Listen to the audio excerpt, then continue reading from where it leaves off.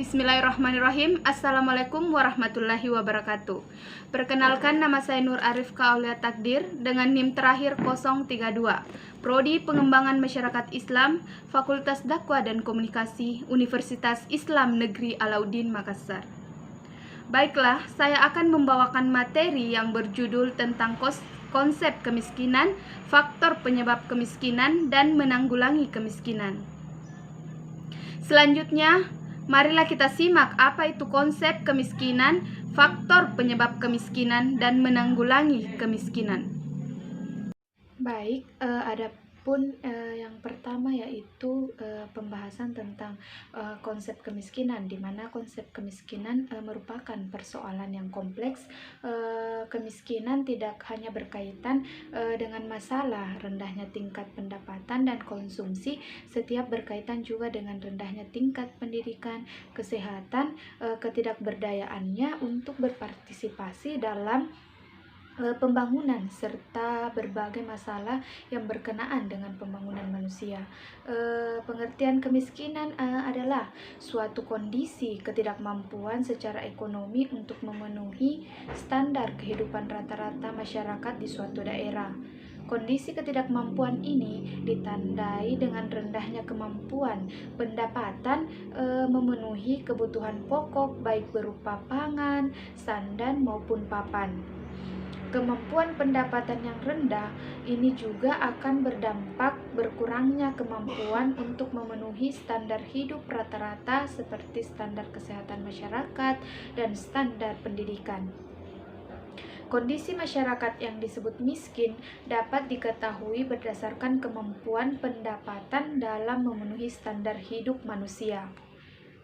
Adapun pada prinsipnya, standar hidup di suatu masyarakat tidak sekedar tercukupinya kebutuhan akan pangan, akan tetapi juga tercukupinya kebutuhan akan kesehatan maupun pendidikan. Tempat tinggal ataupun pemukiman yang layak merupakan salah satu dari standar hidup atau standar kesejahteraan masyarakat di suatu daerah. Adapun definisi kemiskinan secara umum, dapat kita ketahui bahwa definisi mengenai kemiskinan dibentuk berdasarkan identifikasi dan pengukuran terhadap sekelompok masyarakat atau golongan yang selanjutnya disebut Chambers adalah definisi yang saat ini mendapatkan perhatian dalam setiap program pengentasan kemiskinan di berbagai negara-negara berkembang dan dunia ketiga. Pandangan yang dikemukakan dalam definisi kemiskinan dari Chambers menerangkan bahwa kemiskinan adalah suatu kesatuan konsep yang memiliki 5 dimensi, yaitu yang pertama kemiskinan atau proper. Permasalahan kemiskinan seperti halnya pada pandangan semula adalah kondisi ketidakmampuan pendapatan untuk mencukupi kebutuhan-kebutuhan pokok. Konsep atau pandangan ini berlaku tidak hanya pada kelompok yang tidak memiliki pendapatan, akan tetapi dapat berlaku pula pada kelompok yang telah memiliki pendapatan. Yang kedua, ketidakberdayaan atau powerless. Pada umumnya, rendahnya kemampuan pendapatan akan berdampak pada kekuatan sosial atau biasa disebut dengan social power dari seseorang atau sekelompok orang, terutama dalam memperoleh keadilan ataupun persamaan hak untuk mendapatkan penghidupan yang layak bagi kemanusiaan. Yang ketiga, kerentanan menghadapi situasi darurat atau state of emergency. Seseorang atau sekelompok orang yang disebut miskin tidak memiliki atau kemampuan untuk menghadapi situasi yang tidak terduga, di mana situasi ini membutuhkan alokasi pendapatan untuk menyelesaikannya. Misalnya, situasi rentang berupa bencana alam, kondisi kesehatan yang membutuhkan biaya pengobatan yang relatif mahal, dan situasi darurat lainnya, yang mana membutuhkan kemampuan pendapatan untuk dapat mencukupinya. Kondisi dalam kemiskinan dianggap tidak mampu untuk menghadapi situasi ini. Yang keempat, ketergantungan atau Denci, keterbatasan kemampuan, pendapatan ataupun kekuatan sosial dari seseorang atau sekelompok orang yang disebut miskin tadi menyebabkan tingkat ketergantungan terhadap pihak lain adalah sangat tinggi. Mereka tidak memiliki kemampuan atau kekuatan untuk menciptakan solusi ataupun penyelesaian masalah, terutama yang berkaitan dengan penciptaan pendapatan baru, bantuan pihak lain yang sangat diperlukan untuk mengatasi persoalan-persoalan terutama yang berkaitan dengan kebutuhan akan sumber pendapatan. Yang kelima yaitu keterasingan atau isolation.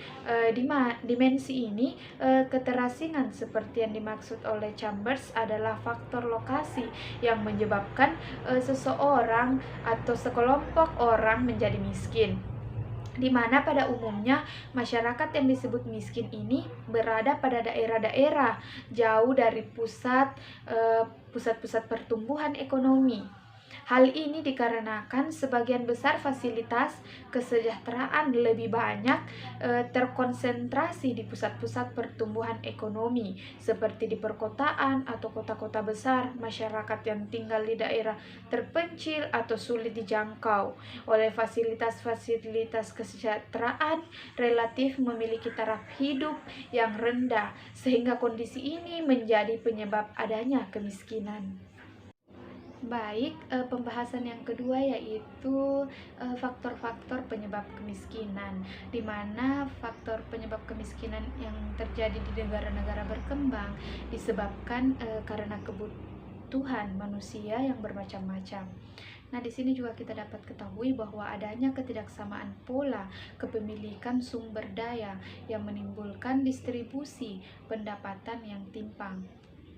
Dalam hal ini terlihat bahwa mayoritas penduduk miskin hanya memiliki sumber daya alam dalam jumlah yang terbatas. Selain itu juga tingkat pendidikan mempengaruhi kualitas sumber daya manusia. Tingkat pendidikan yang rendah tentunya akan mengakibatkan ketidakmampuan dalam mengembangkan diri dan menyebabkan sempitnya peluang dalam mendapatkan lapangan pekerjaan, sehingga mempengaruhi tingginya tingkat pengangguran. Tingginya tingkat pengangguran di suatu negara yang selanjutnya dapat menyebabkan kemiskinan, di mana kemiskinan disebabkan oleh adanya ketimpangan dan kesenjangan oleh kaum kapitalis berhasil mengutamakan nilai-nilai ekonomi daripada nilai yang lainnya. Seperti nilai politik, mereka leluasa memperkerjakan kaum buruh dengan semena-mena. Dari berbagai kesenjangan ada di dalam kehidupan sosial yang membuat kaum miskin menjadi semakin miskin dan orang-orang yang berada. Nah, di sini kita akan melihat faktor penyebab kemiskinan memang begitu beragam di berbagai negara. Bahkan masalah-masalah kemiskinan seperti ketersediaan kebutuhan pokok merupakan sebuah faktor yang sangat krusial yang akan dapat menjatuhkan sebuah pemerintahan. Maka dari itu, setiap warga negara wajib mengetahui faktor-faktornya agar dapat mengatasi masalah kemiskinan bersama-sama. Di sini ada 5 faktor penyebab kemiskinan, yaitu yang pertama, pendidikan. Adanya pendidikan yang masih rendah. Yang kedua, masih terbatasnya lapangan pekerjaan. Yang ketiga, malas bekerja atau banyak pengangguran. Yang keempat, beban hidup keluarga. Yang kelima, keterbatasan sumber daya alam maupun modal. Pembahasan yang ketiga yaitu bagaimana cara menanggulangi kemiskinan. Dapat kita artikan bahwa menanggulangi kemiskinan justru variabel yang tidak signifikan dimasukkan sehingga estimasi bias dan hasil yang diharapkan tidak terjadi. Mencermati beberapa kekeliruan paradigmatik penanggulangan kemiskinan, ada strategi yang harus dilakukan untuk mengatasi kemiskinan, yaitu yang pertama, karena kemiskinan bersifat multidimensional, maka program pengentasan kemiskinan juga tidak hanya memprioritaskan aspek ekonomi, tapi memperhatikan dimensi lain. Dengan kata lain, pemenuhan kebutuhan pokok memang perlu mendapat prioritas, namun juga harus mengejar target mengatasi kemiskinan non-ekonomi. Strategi pengentasan kemiskinan hendaknya diarahkan untuk mengikis nilai-nilai budaya negatif seperti apatis, apolitis, fatalistik, ketidakberdayaan, dan sebagainya. Apabila budaya ini tidak dihilangkan, maka kemiskinan ekonomi akan sulit untuk ditanggulangi. Selain itu juga, langkah pengentasan kemiskinan yang efektif harus pula mengatasi hambatan-hambatan yang sifatnya struktural dan politis. Yang kedua, untuk meningkatkan kemampuan dan mendorong produktivitas, strategi yang dipilih di mana peningkatan kemampuan dasar masyarakat miskin untuk meningkatkan pendapatan melalui langkah perbaikan kesehatan dan pendidikan, peningkatan keterampilan usaha, teknologi, perluasan jaringan kerja atau biasa disebut dengan networking, serta informasi pasar. Nah, yang ketiga, melibatkan masyarakat miskin dalam keseluruhan proses penanggulangan kemiskinan, mulai dari perencanaan, pelaksanaan, pengawasan, dan evaluasi, bahkan pada proses pengambilan keputusan. Yang keempat, strategi pemberdayaan, di mana kelompok agraris populis yang dipelopori kelompok pakar dan aktivis LSM menegaskan masyarakat miskin adalah kelompok yang mampu membangun dirinya sendiri jika pemerintah mau memberi kebebasan bagi kelompok itu untuk mengatur dirinya. Dari pemaparan materi tadi tentang kemiskinan, dapat kita simpulkan bahwa untuk memanfaatkan sumber daya dan potensi yang dimiliki serta bantuan yang diberikan oleh pemerintah guna meningkatkan kesejahteraan dan kemandirian serta produktivitas, mengevaluasi yang dilakukan secara bertahap oleh aparat desa, sehingga program tersebut akan menyentuh pokok permasalahan kemiskinan yang ada di desa tersebut. Untuk masyarakat desa, kiranya dapat meningkatkan pemahaman dan keterampilan untuk memanfaatkan sumber daya dan potensi yang dimiliki serta bantuan yang diberikan oleh pemerintah.